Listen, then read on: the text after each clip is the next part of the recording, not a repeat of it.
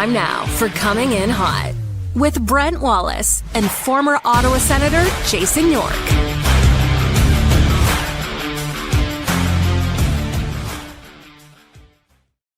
Afternoon, everybody. Welcome to Coming In Hot. Brent Wallace alongside Jason York, the master golfer, and Graham Nichols from the Hockey News. Boys, nice to see you. The show is always brought to you by Bet365. Before we get to you guys, and Yorkie, I hope we didn't just get you off the golf course, as of right now, Peter Schaefer had something come up and he can't join us. It's last minute. If he's trying to see if he can later in the show, if he can, then we're happy to have him. So hate to break bad news to you right off the top, but may not happen today with Peter Schaefer. We'll try again another day if it doesn't. What's going on, fellas? I'm just over here trying to put a show together. What's up with you, Graham? How's the pool? The pool's all right. Pool's all right. Can't complain. Can't complain. Yorkie, okay? He's frozen.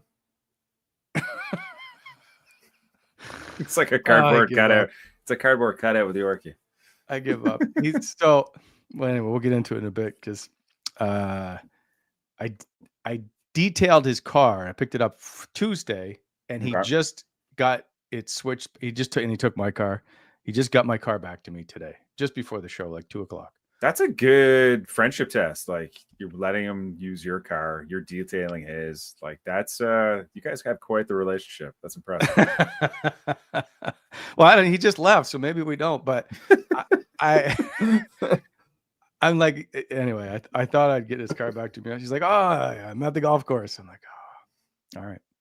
So fun times. So big plans for the weekend. What do you got going on?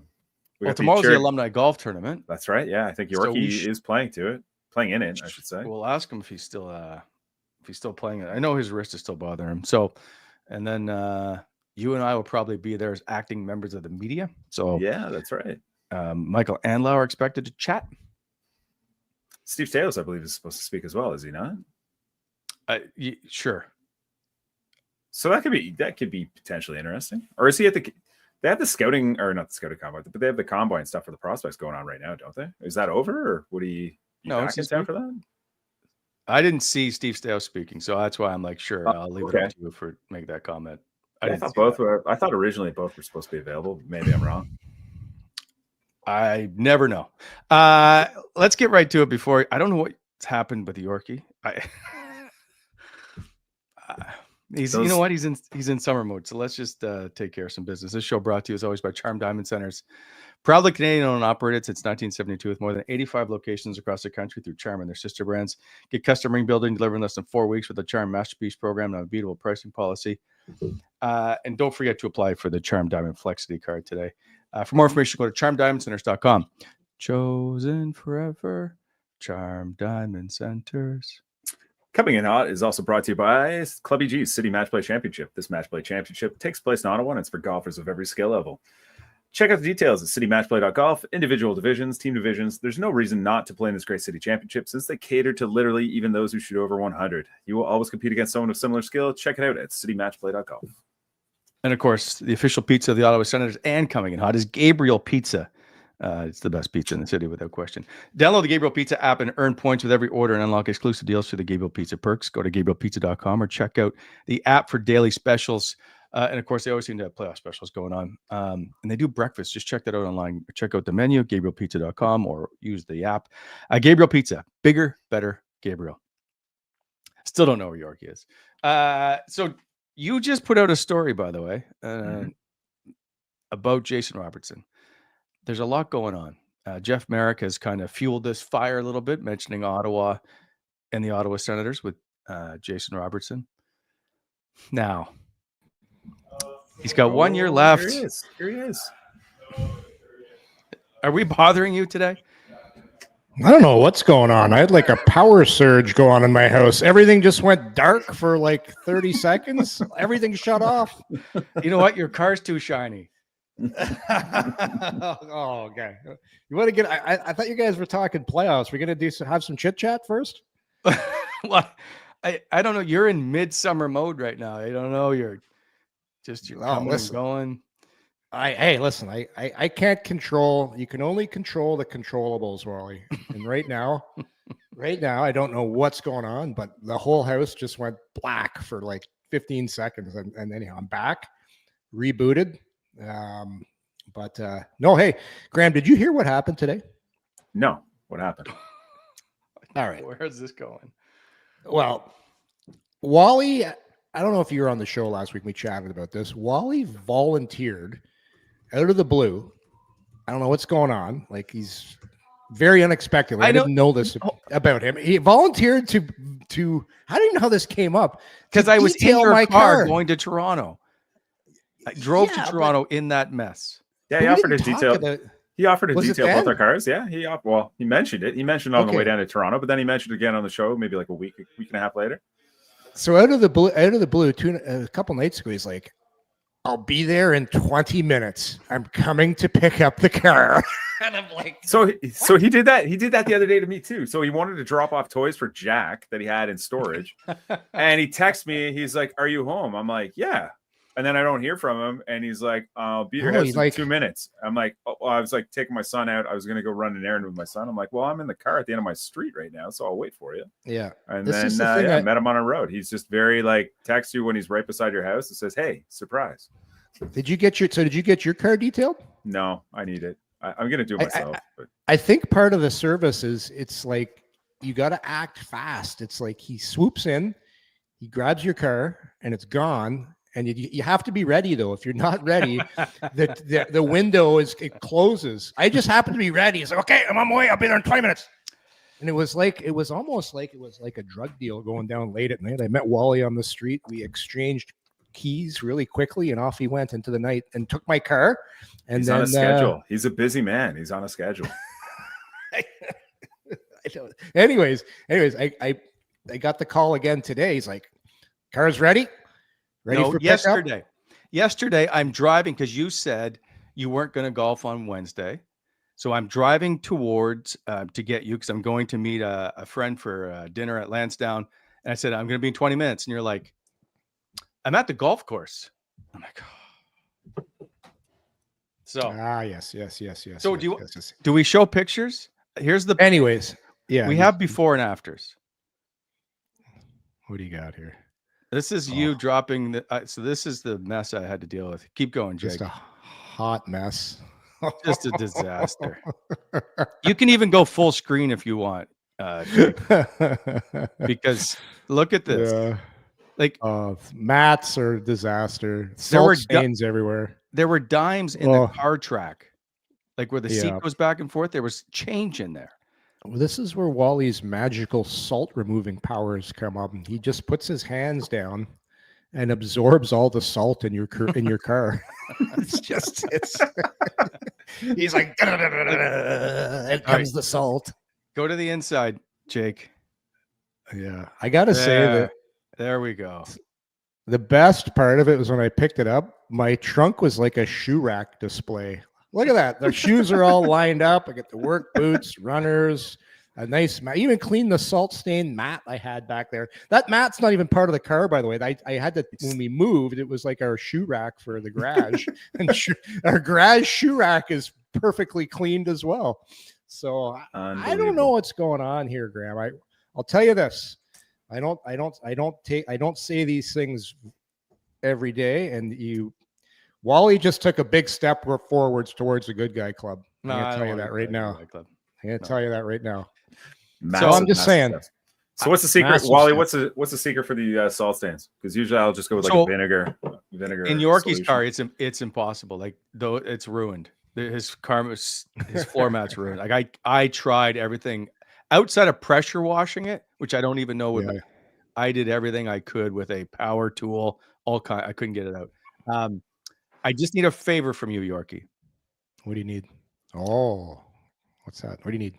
I need you to write a letter to all the people that built that car and apologize for the way you have treated it.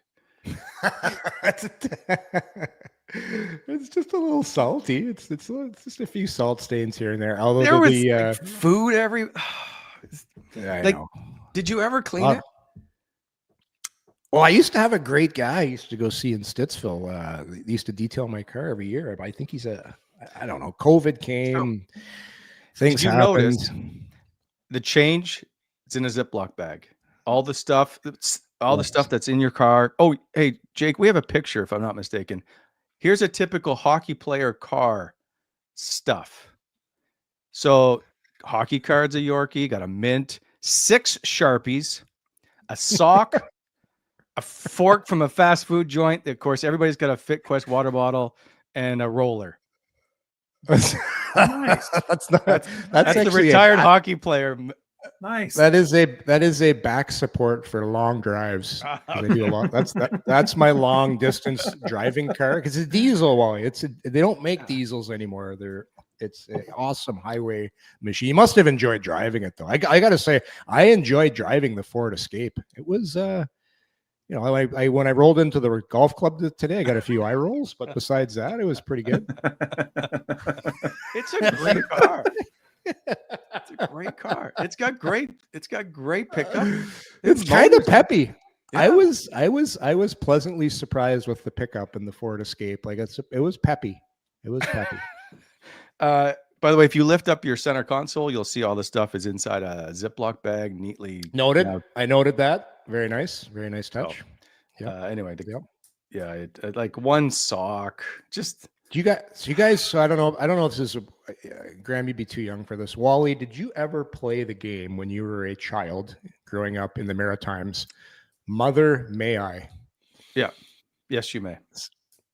Wally, you may take one giant step forward towards the good guy club. Okay. So, by the way, did you like how it smelled? It smelled wonderful. That's not a salt smell you put in there. That wasn't a sulfur kind of smell. Like, that's the nice thing. It's a salty clean, but it's a sweet smell after. What is that sweet smell you put in there? I'm not telling you. And where out of a 10, what would it be rated? The clean? Yeah, because there's no French fries left. That was the big thing. You got the fries in between the middle there. I give you a 10. Like I know a couple of those salt stains weren't coming out in the mat. Yeah. But the mats, the big thing, the mats were perfect. I think the thing that put you over the top was when I opened the trunk and the shoe display in the trunk. I might give you 10 plus for that. But this is exactly, you know what? But I'm sure people are just thrilled with this conversation. Is I drove your car. You almost spat it out. That was awesome. I drove your car to Lansdowne and back. Oh yeah. No shoes, never moved. Never moved. So I move. That's because I took care of your car. So this is great. You're welcome. First game of the Stanley Cup playoffs, unbelievable game. And we are talking about Wally's Salty Detail Inc. Listen, when you drove, we get the salt out. You were probably on your phone with Laurel going, you wouldn't believe how good this looks. I was, and she's like, "Why did he clean your car?" And I'm like, "Because I sat in it and was disgusted." Because we needed 15 minutes of filler for a podcast. No. Oh my God. You're welcome. All right, let's move on. Do we do Cup final or do you want to do Jason Robertson first? Do you want Cup final, Yorkie? Well, I think the topic of the day is probably everyone's chit-chatting about Jason Robertson. Let's talk about Jason Robertson. Where do you want to start? Well, Graham just wrote an article for the Hockey News about it, and he broke it all down.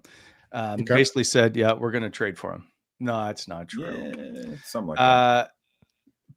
But I don't think it's that crazy. They don't have any, just for clear, Dallas has one first round pick in the next 3 years because they gave up 2 of them to Mikko Rantanen. Now they're top 10 protected. I will say that, but they don't have a first or second next year, or I guess this year's draft. Like they're without draft picks and they're coming up with a cap crunch. Yeah, and Batherson's contract is for what you get out of Batherson. It's a great contract. It's a great contract. So you can see you put him on a team like Dallas that doesn't want to go down in their skill level by moving the skill guy, and for a great price. My only concern with Robertson is, especially when you watch the playoffs, when it gets really hard and it gets really physical, I'm like, he doesn't play a heavy game. But he is super smart. He's not, and he is a big guy. Like he's 6'3". Like he's essentially the same size as Batherson. He's just not a very physical guy, and he's very shot volume guy. But like Yorkie, as we saw against the Leafs, it's like when there's a lot of traffic in the slot, sometimes it's hard for those shots to get through. And I think that's where he's had a few issues. And in the postseason, his numbers reflect that. So yeah. What? Because he had that one season, Graham, where he was. I'm trying to remember. 100 points. He was leading the league in points for a while, so he can. He also he did shoot the puck like 100 times more than he had in any of his other seasons. So like that obviously helped. Yeah. He is a volume shooter, but like he shot the puck more than he ever had, and the numbers reflect it. Like all his counting stats were fantastic. But he's had more than 80 points in each of the last 3 seasons. So and the one before that, it was 79 points. Yeah. And I think he would be a defensive upgrade on Batherson. Like, not that Batherson's a terrible defender by any right. Like he's league average, but Robertson brings a little bit more to that department as well. And I don't know. You know what's interesting? Jason Robertson is a plus 95. He's never been a minus player. Good team. And I understand that statistic is a little wonky, but to be a plus player your entire career. What was Jacob Chikrin's plus minus this year? Like the plus minus is just such a stupid stat. It's basically should be the stat that is most reflective of on you're on a good team or not stat. That's pretty well what it is. Look at Robertson's goal totals though. Like I didn't realize. Like I knew because I watched him a little bit. I know he had the one good season, but you look at his last 4 years. 35 goals, 29 goals, 46 goals, 41 goals. It's like a guy that can, if you look at the one thing the Senators need to do more is score. Mm-hmm. That's what this guy does, Sorry, Yorkie, keep going. No, finish your thought there. Alex, so I think like it was a 40-goal scorer. Yeah, different player though, smaller, undersized. He doesn't bring much on the puck when he's not shooting it, right? Like there's not that much there. And I think like with Robertson, with Batherson, you get way more. There's way more stuff away from the puck. There's way more stuff with the puck in terms of playmaking and everything else. But I think the one thing about Batherson that concerns me is that the struggles of 5-on-5. Like I think if you look at his career goals, like fantastic player, inexpensive, like Yorkie mentioned, but like a lot of his production is happening on the power play. And at 5-on-5, like you look at the 5-on-5 struggles, like the Senators were 31st in the league in 5-on-5 scoring. They need more production out of those spots. And, like Claude Giroux didn't score that many goals this year, but they just need more of those top 6 guys. And that's one area that you can obviously upgrade with Robertson. I think the thing with Batherson though, when we compare both of these players' careers and say what the history shows, like Batherson was basically playing in a shit show here for the last 4 years or whatever the years was. Not a lot of structure, not a lot of good surrounding talent around you. Like you look at how Pete DeBoer teams play. There's like it's their defense that's just a very well coached team, a very well run organization. So how would Batherson have done if he was in that environment? That's the tricky thing about that, right? Mm-hmm. But hey, in a perfect world, I want both. I want both guys on my team. Like no surprise, I'm a big Batherson guy. Yep. This is really the first year that the Ottawa Senators have played in an environment where there's an identity, there's a way to play, and Batherson had a pretty good year. Oh, he had a fantastic year.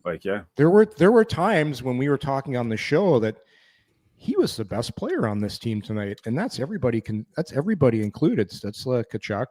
So I'm still hesitant to move this guy because this was really just the first year of okay, now this is a real team. Now they play the right way, and when I want to see more. I just want to see more from this group and try and add. The trick is like, how do you add? Because you got to give to get.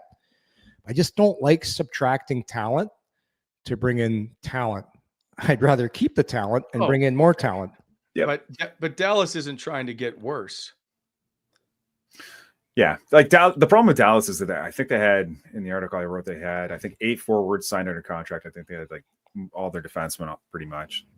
They just have no money. They have $5 million to fill all their holes, and they're trying to maintain their level of competitiveness while filling all the holes and filling their quality of depth. Because I think if you look at the roster, their quality of depth is fantastic. And I mean, you have Jamie Benn, you have Granlund, you have a number of quality veteran players who are up for unrestricted free agency, and they just don't have the money to replace these guys very easily. And I think that's the issue. You don't want to be too top heavy. So they're looking at mechanisms to free up a little bit of cash. And I think, maybe depends on what Dallas wants to do. Obviously, if they just want draft picks, they want to recoup some of the picks they sent to Carolina in the Rantanen trade. Trading Jason Robertson would do it. But like, if you just trade Jason Robertson for futures, you're not making your parent team better right now.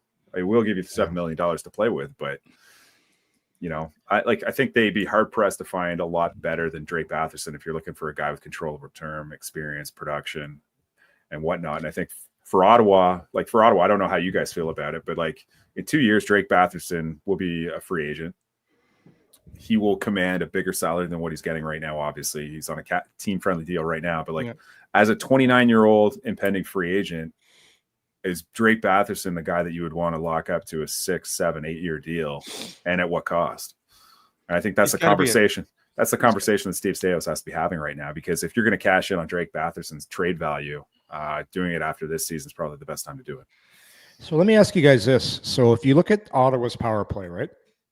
Mm-hmm. Because there is a severe lack of right shot. Like the majority of the skill players on Ottawa, well, you got Pinto who can be your right stick on the power play, I guess. He's not a power play guy. Well, if you it's let's just talk if I know he is Pinto is a power play guy, by the way. If Batherson was moved, you got to figure out a way, because the way power play is run, you have to have the sticks in the right spot. So you can't have Stützle, Brady, and Robertson all on the first power play, because the bumper play is gone. Like that's the thing with Drake Batherson. He has the right stick, where if you put a left stick in his position on the power play, it doesn't work. Like that bumper play is gone. And the power play in today's game is such a big part of everybody's thing. So Giroux's your other right shot player, but he's not going to be here that much longer. Like it is his age. So who's your right shot that's replacing Batherson on the power play? Maybe Cousins. You got to have. But he's already there. Cousins is already on the first unit though. So yeah, but Cousins doesn't have the high end skill to make those plays that Batherson does down low. And that's the thing. If you look at every good power play in the league, it's where they do it by where your sticks line up. So every single play is available to you. So it's great to get Robertson, but where does he fit on that power play? Because if you bring him in, he's on the first unit, obviously. But where does he fit on that first unit? That's the trick when you do stuff like this. Yeah, I find a spot. If you where? Can give Tell me where. If you can give basically a 40 goal score, do you not find a spot? Yeah, but power plays are so systematic now. Put him on the point. Could you use him in a Norris situation, like similar, like play him on his offside. Your shooter over there, yeah, he's got a great shot, so you put him over on that side, I guess. But who's so when the puck comes down low, Cousins your bumper guy. You got Tkachuk net front, because Batherson and Tkachuk were kind of net front this year, right? Like. But, so when you just think about it this way, Graham, when all those plays you used to see from Batherson to Norris to feed that one-timer, you need a right shot. You need a right shot with great hands that can do that cross-crease pass. Cousins doesn't have that in his toolbox. He doesn't. He's a really good two-way player, but that's not him. So is it Giroux? Yeah, for now it could be Giroux. He can make that play. But Batherson's the best guy on the Ottawa Senators. When it comes down low, and it'd be great. That's why I'm saying if you could have Robertson and Batherson, that'd be unbelievable. Yeah. I guess you could move Giroux up temporarily, but you're right. Yeah, you would need a right hand option for the future.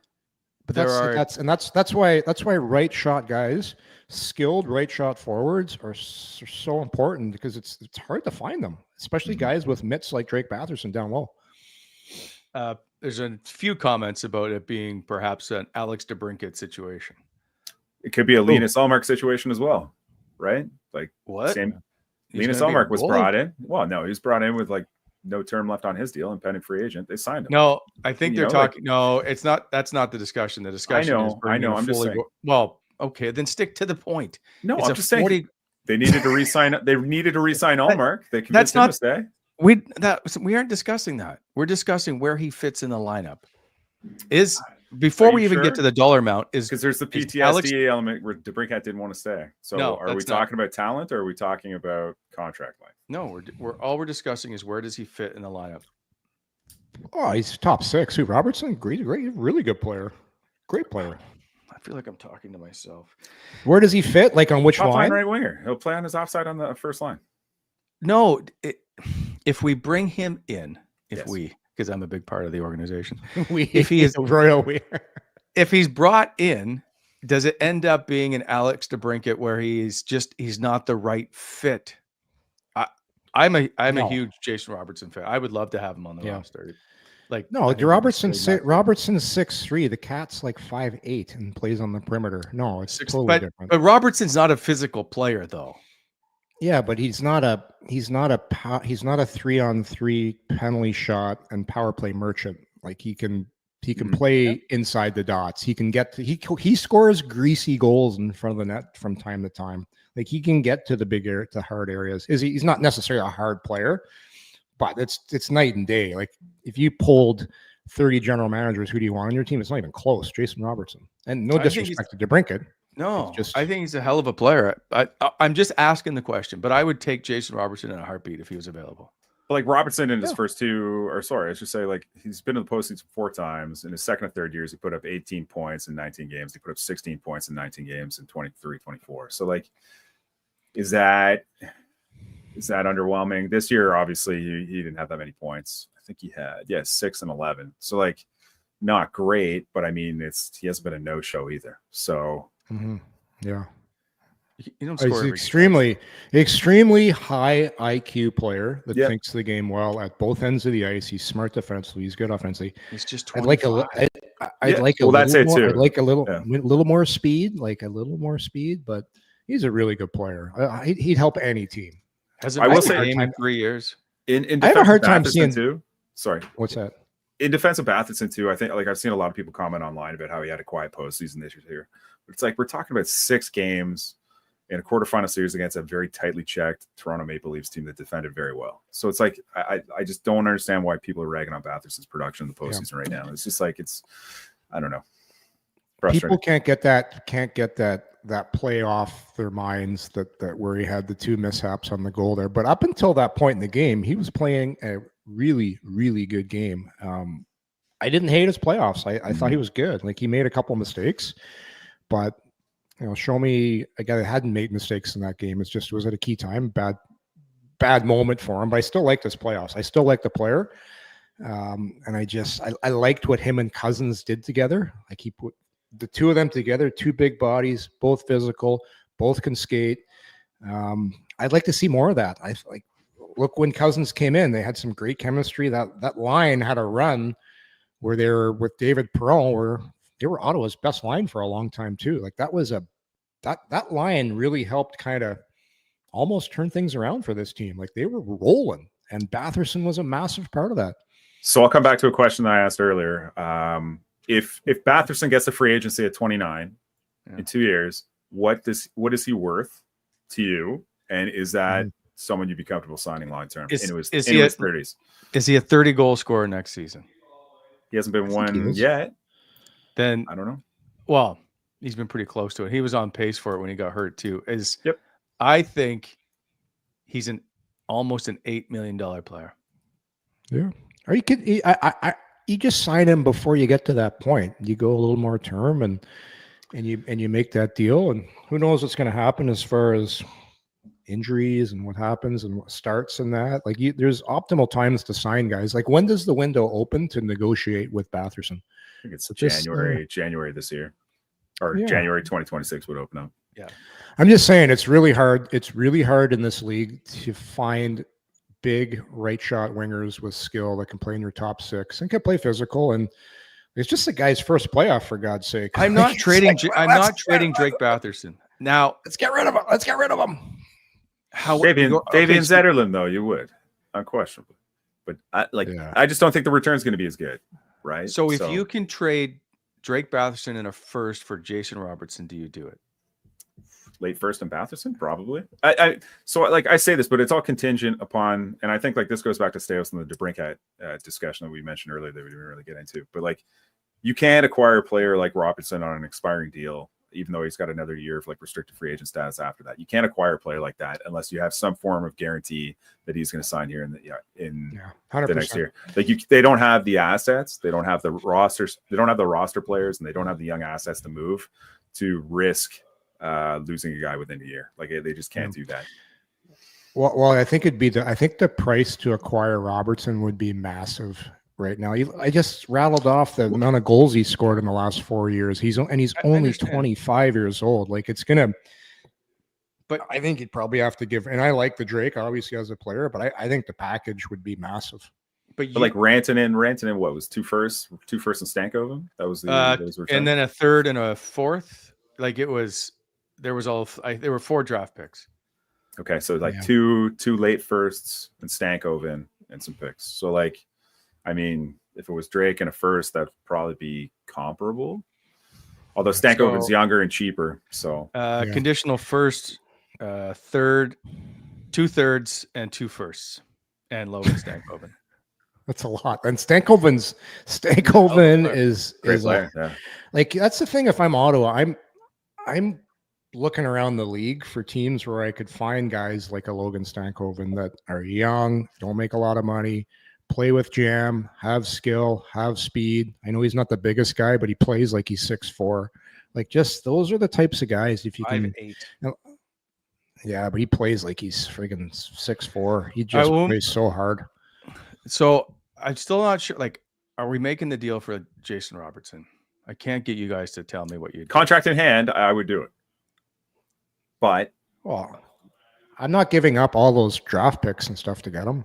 Yeah. He just said a first and Batherson for Robertson. I would do like if Jason Robert, and so my point, they're not trading him if they can sign him. So my point would be they know they're not going to be able to sign him, so the value is lower.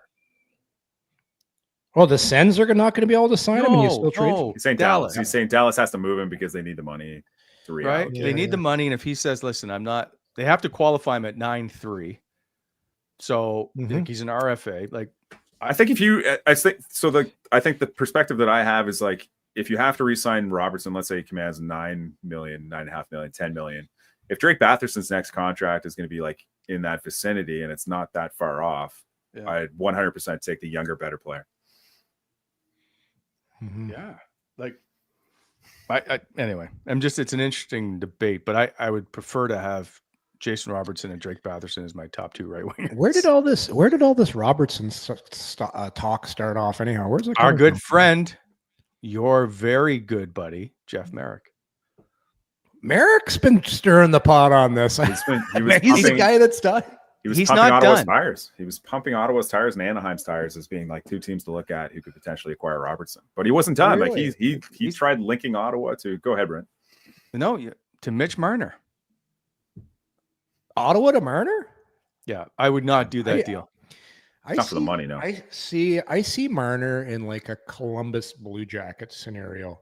Ooh, you got a team. I'm going to tell you why.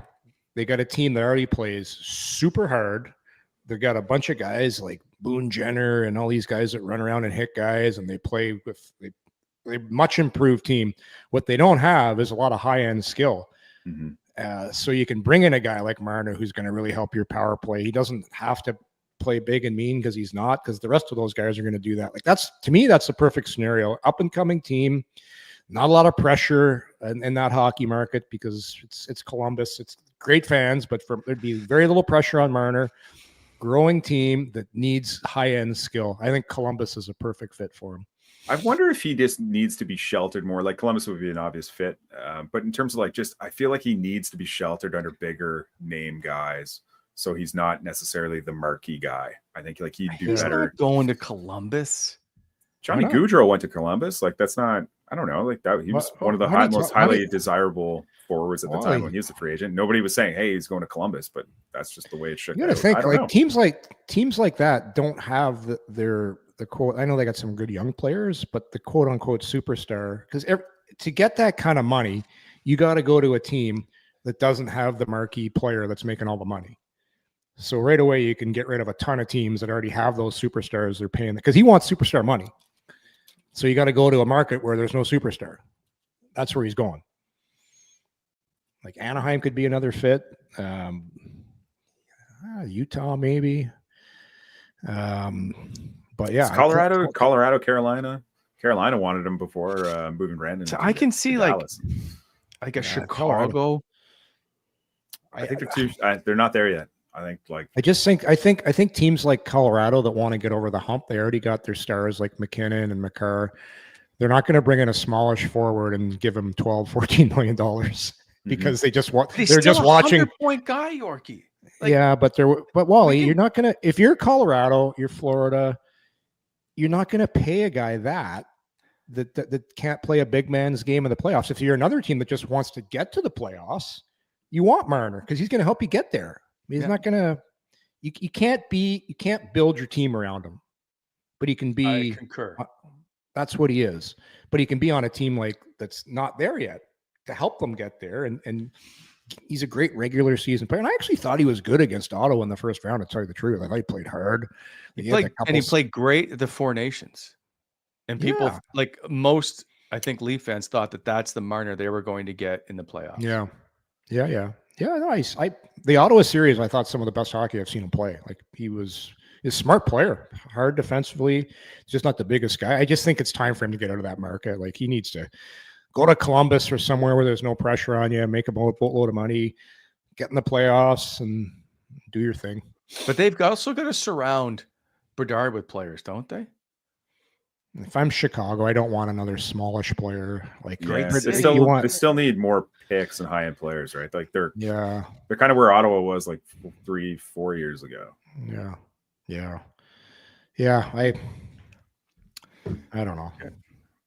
Are you sure? I could see him. But getting back to this point about Marner, like if Merrick's linking Ottawa to like big names, I think like is that not encouraging in itself? Like because it's great. It's great. Like, like he was talking about Michael Andlauer's, renowned, whether, it's from his OHL days. Like he wants to be that owner that takes big swings on big players and keeps them in the fold and brings them around. And, we talk about Ottawa having to supplement and insulate this core that's here right now. And I think if they take some swings on some of these other young guys who kind of fit with the current core and can play at a high level, like that's really encouraging for the Senators right now. Has to be encouraging for the fan base and exciting for the fan base because this team's not afraid to take swings, as Steve Staios has shown in the past.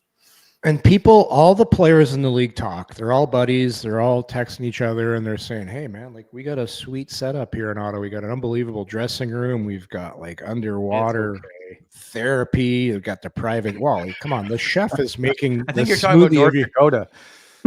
No, Ottawa's got a sweet setup, like with the private. I know every team's got a private chef now, but I remember the New York Rangers. So they had that beautiful practice facility. It's in the middle of nowhere in Rye, New York. They had a 5-star chef. Of course they did. Because they had so much money. They just do whatever. And they had this amazing 5-star chef at the practice facility. Well, that's where you're there because they don't go to in New York. You just go to the game rink for games. Yeah. So you want to have your practice rink as cozy as possible. Yeah. It is a good spot. It's out in the. But my point was like Ottawa, the narrative is changing on Ottawa. Really good ownership, running things now professionally. One of the best captains in the league in Brady Tkachuk. One of the best young defensemen in Jake Sanderson. And one of the brightest young stars in Tim Stützle. Like that's a lot. If you're a free agent and you're navigating, and they got all marks, so you're like, where can I go that there's a chance to win? I'm going to sign somewhere long term. I know it's cold there, but I want to win. And the owner's going to play, right? Because there's a spot. Well, you got. Well, people watch, like the players watch that series against Toronto. It could have went either way. Ottawa's on the up and up, and I think players are taking note. Okay, well, then I need you, Mr. Alumni guy, to start doing some digging. What do you want me to find out? Find out what players are talking about. Find out about, is there some interest in players signing here? Okay. Well, I think players, I'll be perfectly honest, when the Floridas of the world come calling with the tax situation, with the weather, all that stuff. Like they still hold an advantage, and Vegas is still a pretty nice place to play. What do you guys hot. like? Gabe LaFrance says, "Are you saying the Stanley's Bar and Grill above the Sensplex isn't 5 stars?" Oh my god! Which is you know what though, the food is actually pretty good at Stanley's. I will say, since it's been taken over and changed at the Sensplex. Yeah. You really? What's good on the menu? Well, it's like, who doesn't like nachos? But they just, compared to what it was, the food's really good. It's very, very good. As the cheese evenly distributed on the nachos, or they just plop it on the top, and then when you get to the bottom, it's just like bad chips. Like that's the key to a good nacho, Wally. Spread the cheese. You got to like. Okay, I got questions about your nachos. Yeah, what do you got? Are you a jalapeno guy? I don't like if they're cut thinly. I don't like a juicy jalapeno, much like a thick mushroom on a pizza. I like them more Graham? slim. Yes, I like jalapenos on pizza, so I'm definitely putting on my nachos. And what about olives? Olives, yeah, I'm indifferent. Oh, olives, I can't stand. Don't put any olives anywhere near anything I'm eating. We agree on something. So you have to go to Europe, though. If you get olives in Europe, like Italy, wherever, where it's like grown locally, it's the best. I'm not going to Italy to order nachos, Graham. Not nachos, but have olives when you're there, and then you'll change your opinion on olives. You were talking about the dispersion of cheese and stuff on the nachos, though, Yorkie. Have you seen? Gotta be even. Have you seen the "I Think You Should Leave" sketch with Tim Robinson on the nachos? You have to watch it. It's a Netflix sketch comedy show, and you have to watch it. It's fantastic. All right, let me note that down on my pad here. Okay. You know what I'd like to do sometime is for us to do like the hot wings show. Okay. As we try to get through the show, trying to eat hot wings. Yeah. We'll have to do it in one spot, though. That's the thing. Well, we can. Why? Well, we can just provide the wings. They got to be cold. You're gonna cook the wings in 3 separate locations. It has to be the same batch. Has to be the same batch. That show long. They're not that warm. They can't be. You know what we can do, Wally? We could go, because we're gonna go see our good friend Jeff out at Shoeless Joe's. It was packed last night. It was. I know he's got a great thing going out there. We could do maybe a little wing tasting. Maybe. They got great wings, man. Great wings. Also, do you have chicken or ground beef on your wings? On my nachos? Sorry, yes, on your nachos. My apologies. I like chicken on my nachos, not really a ground. I could do ground beef, but chicken, preferably chicken. It's not a sloppy Joe. I just want nachos. It gets it gets, and I don't want chili on my nachos either. I don't want, like, it is good, but I like keep the chili in the bowl. Keep the chili in the bowl. Take the nacho, dip the chip into the chili. Don't put the chili on top of the chips. Chicken and pulled pork. Pulled pork's very good too. Adam is it's not on the wings. Not on the nachos. What? Adam is disappointed with our show. I thought this show would solve all the Sens right wing woes. Me too, Adam. Me too. You can't tell me though. If the Senators signed Drew, move him to the second line and put Jason Robertson on the top line at right wing, like the top 6 is probably much better than it was last year. Well, wait. What happened? Who's playing on your left side on your second line? Your good friend Zetterlund, Fabian Zetterlund. Where's David Pro going? Where's he going? Probably to the fourth line until Zetterlund. You're putting David Pro to fourth line island. Come on. See you, everybody. What's wrong with that? I get so. This is what I don't understand. Why is everybody, no disrespect to the player, so in love with Fabian Zetterlund? Tell me why. He's a giant muscle. He's a 5'11" giant muscle. he's more like 5'9". Well, he's jacked. He's just jacked. He is jacked. He skates hard. And he tries hard. You gotta here's the thing, Yorkie. It's like you list the things that he does well. Like he shoots the puck a lot. Like if you look at his shot rate, expected goal rate, he should have been way better than he was in Ottawa. It just didn't work out for him. And like next year, we could be having this conversation, man. Be like, man, Fabian Zetterlund, hell of a player. Yeah. But when you don't put up points in 20 something games, it's hard to get behind, especially because the guys ahead of him on the left side were playing really well. Like David Perron played really well when he down the stretch and into the postseason. Ridley Gregg, same thing. You're not going to break up the Gregg, Pinto, and Amadio line. Well, so what do you do? I think you are. I think you have to. You think so? Who are you moving off that line? Are you sliding Amadio down to the fourth line, or what are you doing? I don't know, because I don't know if Claude Giroux is being re-signed, and I don't know if the right side is staying the way it is. But I still don't like. I think it's naive for us to think that line will stay together. What would you put the odds at of Giroux signing in Ottawa?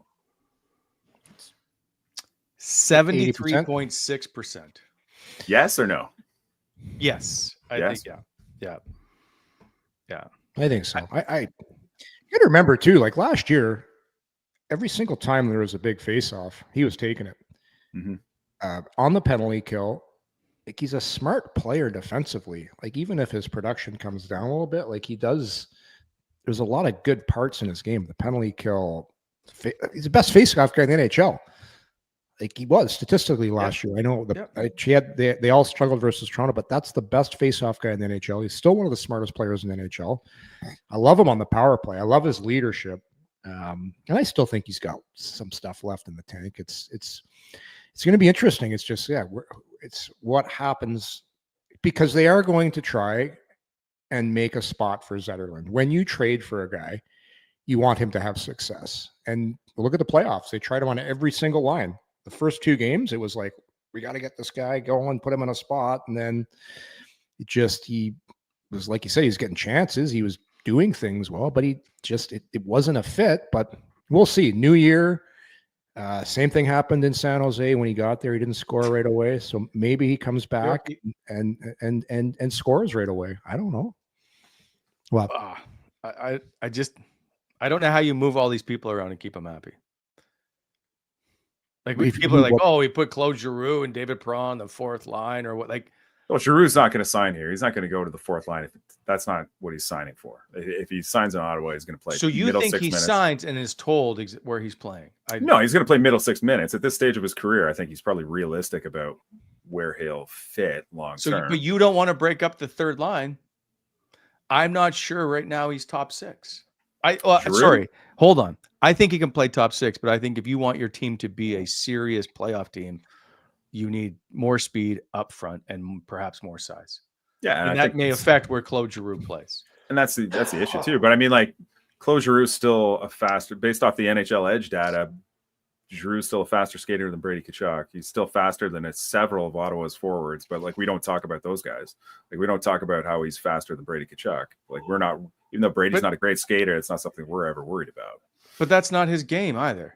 No, I know. Yeah, but he's still putting up 50 points and he's still effective. Like it's not like Claude Giroux has turned into a terrible player. Like he's still an effective two-way player. It's just, that's not what I'm saying. I know. He's still a middle. He's still a high end player, Brent. He put up 50 plus points and was considered a down year. Like he can bounce back based off the chances and everything else that he creates for himself. Like he still could put up 60 plus points. He could also put up 30 points. Oh, I wouldn't. No, he's better than that. I think that's but you don't know what's going to happen next year. You're projecting. Yeah, you don't know. That's what projections are. His points have declined for the last 3 years or whatever. So he's 1 year removed from what?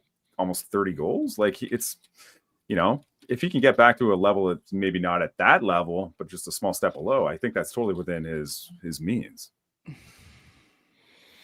I always look. So I thought Claude Giroux's best game of the playoffs was the last game. I thought he was really good in that last game. He's still super competitive.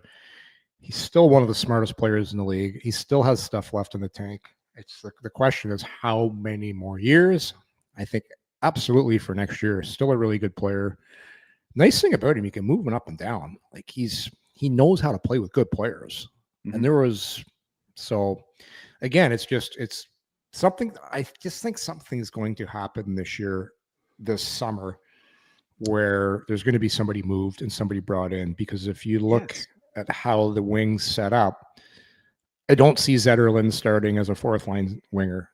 And I don't see Giroux moving down there. And so there's going to be some kind of deal. Because they want to take the next step. Now the trick is, what do you do to do that?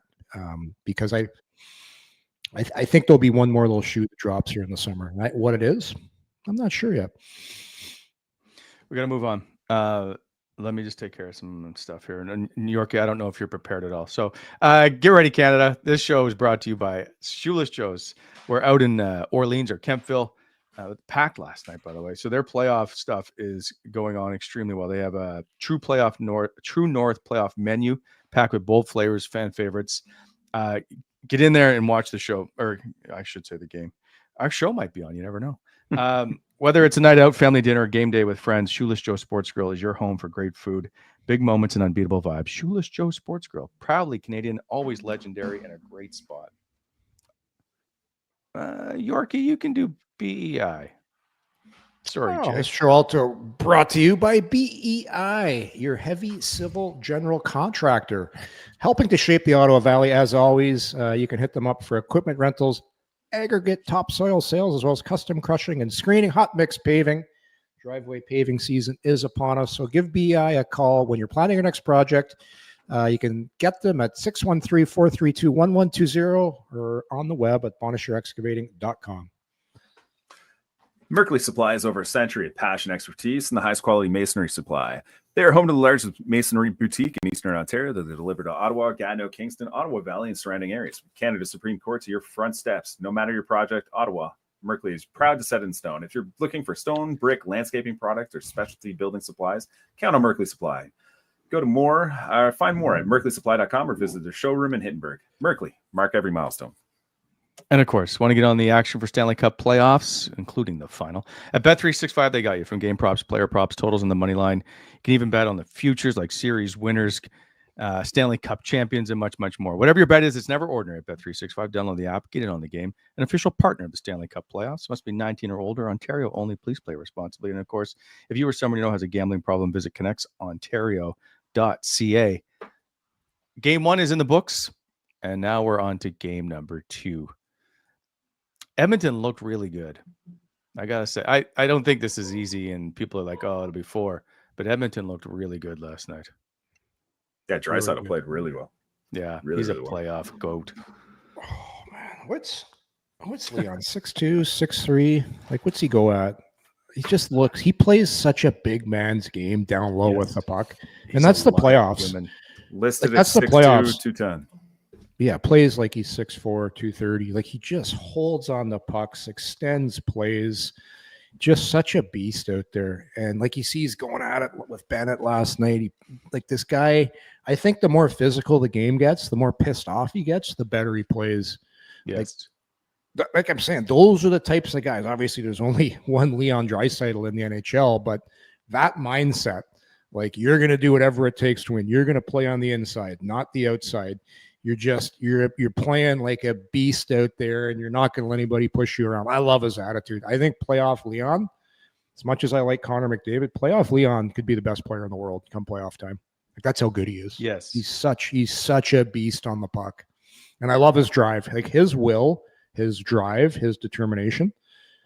Unbelievable. I think that's why I think it's the Oilers' time. I just think.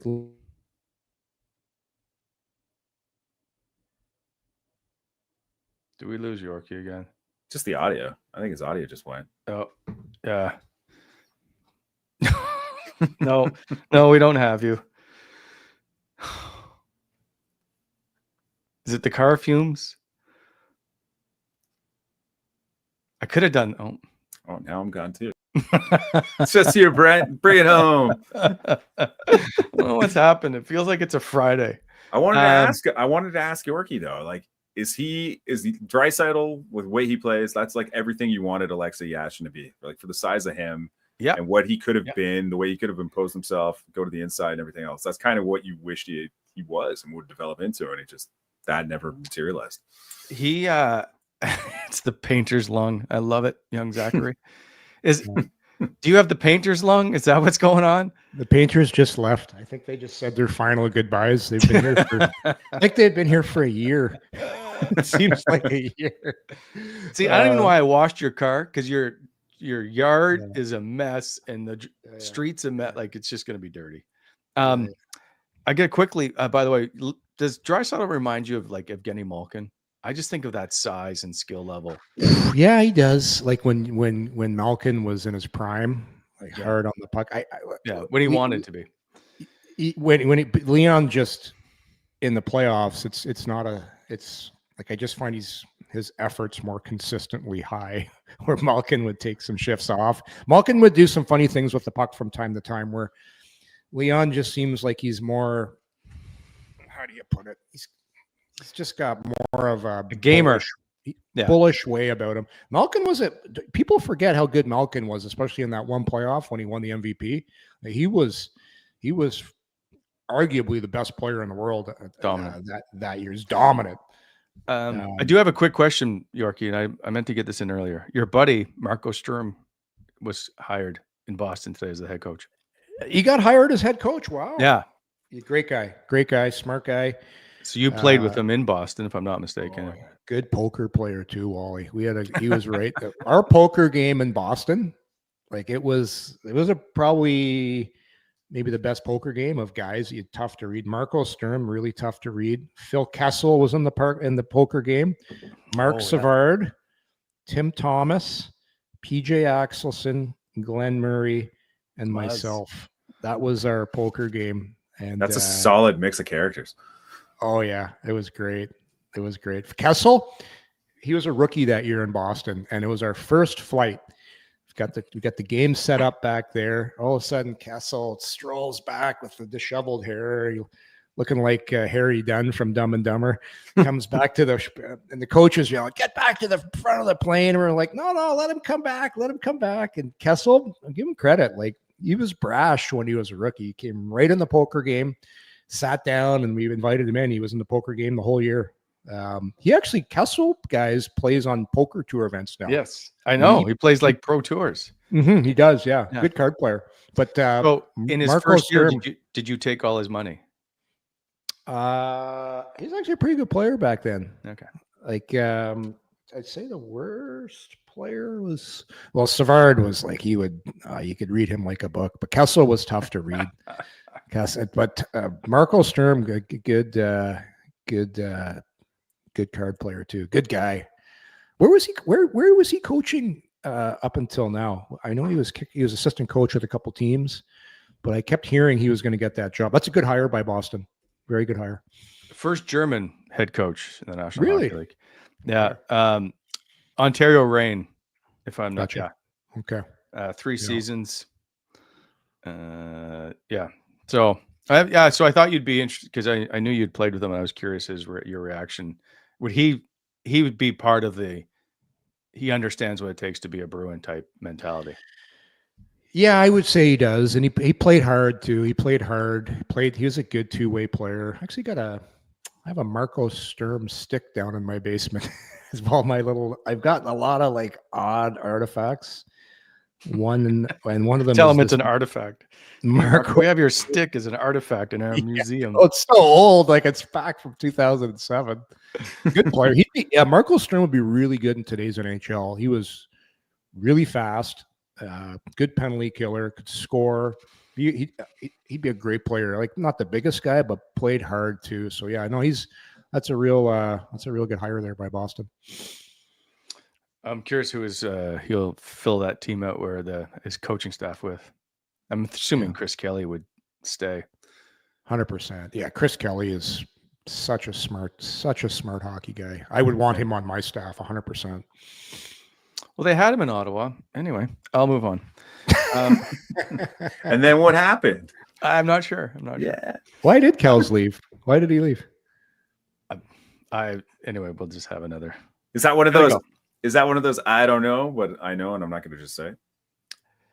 Yorkie, you're playing tomorrow in the alumni tournament. Hey, why are you changing the subject? I'm not changing the subject. We got to go, and He's just very good. Very good. I meant to bring this up. Are you playing tomorrow? Are you going to stroll in your beautifully detailed car tomorrow at the alumni tournament? Yes, I am. Yeah, tomorrow's our annual Ottawa Senators alumni golf event over at the Canadian. We've got a sold-out event once again. Yeah, I'm looking forward to it. I think we tee off early too. There's a lot of these tournaments. You tee off at 1. Oh yeah. 6-hour round. You sit down for dinner at 8. Guys we get down. Million speeches. Yeah, no, we get down to business right away. I think it's like a 9 a.m. tee off. You're done by 1. You get in there, have a few cocktails. Liam McGuire does a great job with our auction. We auction off a bunch of stuff. Dinner, usually out of there by about 7, 8 o'clock. It's fantastic. It's a good day. Long day, but a good day. Do you know who you're playing with? Stuff to give away on the show. Great. I do know who I'm playing with. Talk to myself. Sorry, Wally. I'm submarine. Graham just asked me who I'm playing with. I asked. It was at the same time. I'm just submarining Wally. It's all good. T times 10, Yorkie from Woe, who says he works at the Canadian. Yeah, so it's 10. Yeah, I'm playing with Dave Stewart, not from the Eurythmics, by the way. Not from the baseball Jays, Dave Stewart. Not from the Jays. I'm playing with Dave and his group. So Dave's a great guy. I'm looking forward to it. So just one alumni per foursome, right? Or is it 4 or 5? We've actually, to make things even slower, we do fivesomes. We do 4 golfers and 1 alumni in each group. But it's great. Like, it's not about golf, which it's funny because we are golfing, but it's more you're with your group for the day. You tell stories, you have fun, have some drinks, different holes. It's your normal scramble tournament, but our alumni tournament is a lot of fun. And do you ever in playing in these tournaments? Do you ever have like the worst experience ever, or has it all been good in your career? It's just like, what do you mean by like a was there? Did you ever have like did you ever have like a nightmare experience where you're like, oh, this guy's a little weird? No, it's all been good. I don't know. Like when I played, or one guy has like too much beer or something like that, and it's just that always happens. That always happens. I used to host my own charity tournament here. I had the Jason York Charity Classic. We used to give money to the Ottawa Boys and Girls Club. I did it for 5 years, and we had one good one out at Eagle Creek. And for people that went to that, there was some shenanigans. All good though, Graham.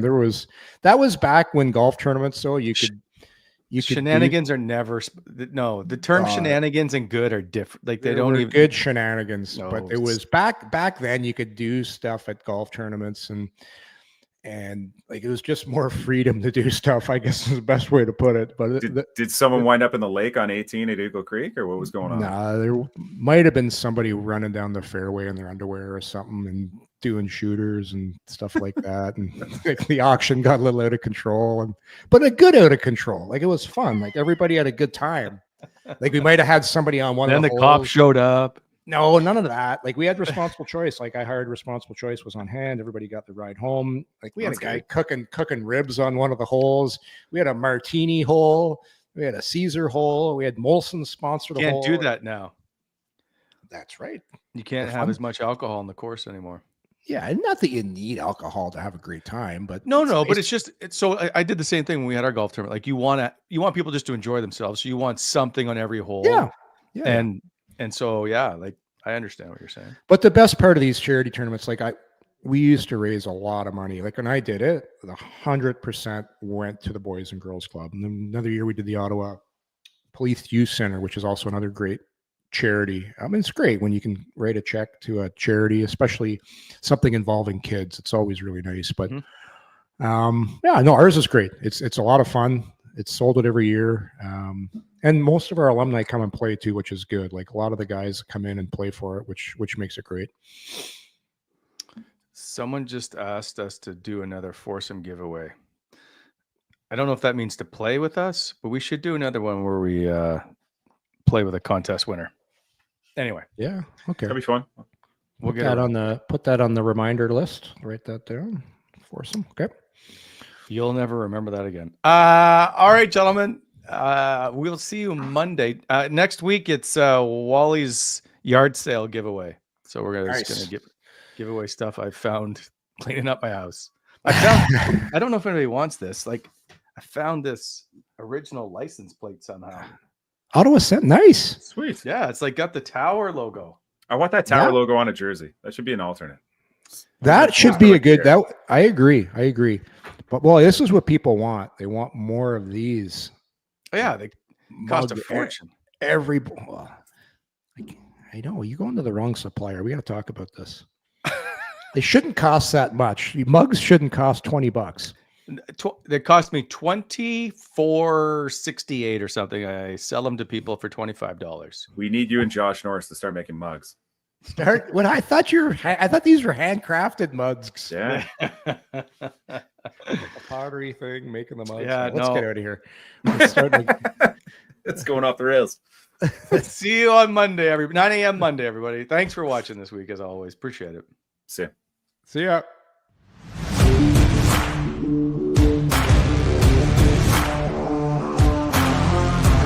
Thanks for tuning in to Coming In Hot.